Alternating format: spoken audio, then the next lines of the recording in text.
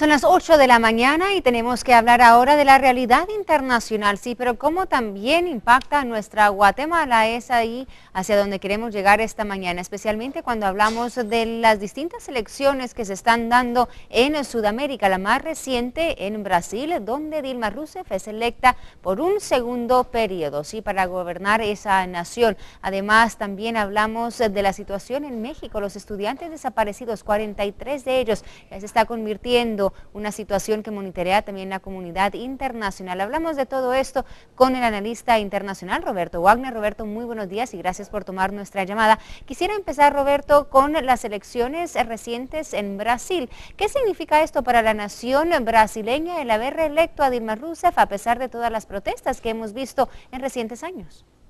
Buenos días, María Fernanda, muchas gracias por el contacto. El caso de Brasil es un caso muy paradigmático porque prácticamente a principios del año pasado Dilma Rousseff gozaba por índices de popularidad sumamente altos y seguramente hubiese ganado las elecciones sin mayor problema, pero como bien dices, se empezó a dar estas protestas que son muy particulares porque fueron encabezadas por lo que se dice la clase media tipo C, que son todos aquellos brasileños que en los últimos años, particularmente con las políticas de gobierno de Lula da Silva y también de Dilma Rousseff, han salido de la pobreza, que es un grupo aproximadamente de más de 30 millones de brasileños que salieron de la pobreza y ahora se encuentran ubicados oficialmente dentro de lo que es la clase media, una clase media baja, si quieres decirle así, pero que pagan impuestos y que ahora son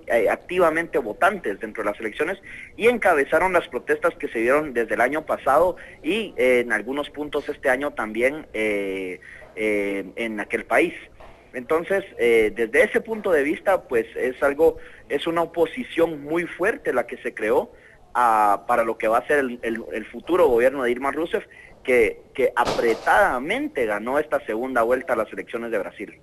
Claro, y ahora, ¿qué mensaje lanza también, esta elección al continente, a Sudamérica y también a nuestra región? ¿Hay algún mensaje que se podría también lanzar? Bueno, yo creo que aquí lo interesante es que de cierta forma lo que muchos llamaron como ese milagro brasileño tiene que ser llevado también con mucha sensatez. O sea, las políticas sociales, el equilibrio entre los que son las políticas sociales, las políticas de ayuda social, con las políticas de apertura económica, pues sí se tiene que buscar un equilibrio dentro de todo esto, porque eso fue curiosamente lo que esta gente reclamaba. Brasil el año entrante va a estar en una recesión económica, no será un año de crecimiento económico para Brasil, lo cual será un reto nuevamente para ver cómo logra el gobierno mantener la situación, aplacar la situación social, y tomando en cuenta también de que en el 2016 se vienen las Olimpiadas y probablemente se van a tener que hacer gastos controversiales como los que se hicieron para el Mundial de este año, que fueron uno de los aspectos que motivó muchas de estas protestas. Claro, Roberto, ahora hablemos de otra situación que ocurre más cerca de nosotros, nuestro país vecino en México, que vive una dura situación en Guerrero, específicamente con la desaparición de estos 43 estudiantes y cómo eso también ya está impactando a nivel internacional y está siendo monitoreado. ¿Cómo ves tú el impacto que ha tenido este caso en las, obviamente, autoridades federales desde México? ¿Qué significa eso para este país? Esto sí, el caso de México pues sí impacta más que lo que es el caso de Brasil en términos de que estamos viendo un dilema de Estado. O sea, estamos viendo un dilema de seguridad de parte del Estado, en donde han sido ya es muy claro que autoridades del mismo Estado son las que participan en la desaparición de estos jóvenes, la forma en la que están enquistados los grupos criminales, en muchas de las instituciones del Estado de México, y entonces desde esta situación es necesario que el Estado haga una especie de purga, en cuanto a una especie de limpieza, en cuanto a lo que son, digamos, sus aparatos de seguridad ciudadana, que no puede ser que existan, que si estos en teoría existen para defender a la ciudadanía, no puede ser que sean la principal amenaza para los ciudadanos. Esto diría yo que es sin duda el primer gran reto, la primer gran prueba de fuego que enfrenta el gobierno de Enrique Peña Nieto.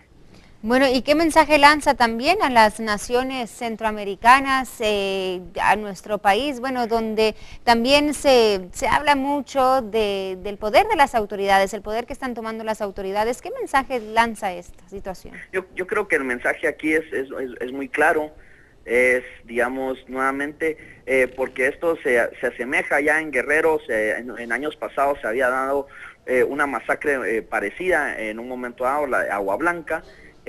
Yo creo que el mensaje que lanza es que no tienen las facilidades con que los gobiernos solían operar en años pasados en cuanto a este tipo de situaciones y mantener estos casos en impunidad.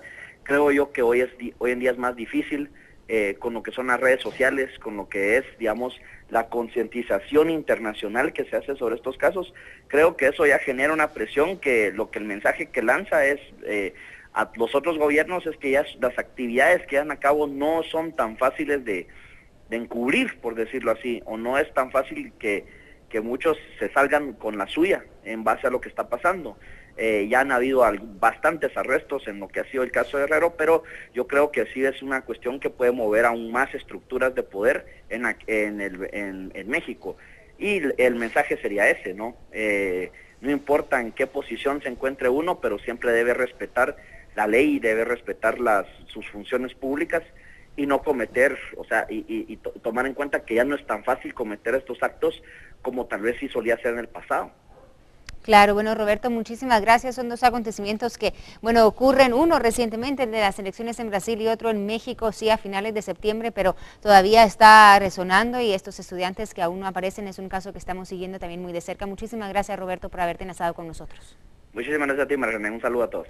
Gracias, Roberto Wagner, analizando sí estos acontecimientos del mundo que lanzan un mensaje, dicen, al resto de las regiones, también aquí a nuestra Guatemala. En contexto esta mañana, ahí lo teníamos, y así nosotros vamos a una pausa, pero regresamos con mucho más aquí en Viva la Mañana. No te pierdas Viva la Mañana en su fiesta de disfraces.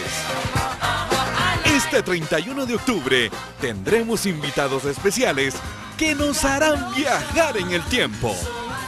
Música, juegos, reportajes y mucho más.